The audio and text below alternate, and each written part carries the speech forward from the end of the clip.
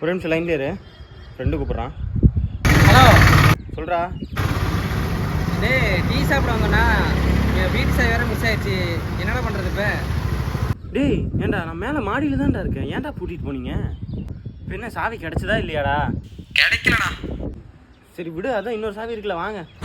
அப்படியா? டேய் இன்னொரு சாவி இருக்காம்மா, வா போகலாம். இருக்கா? ஆமாம் வா போகலாம்.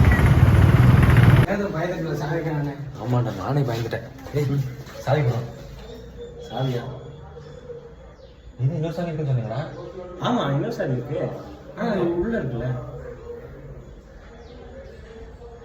खत्म, बाय बाय, टाटा, गुड बाय, गया। सुल्तान, सुल्तान,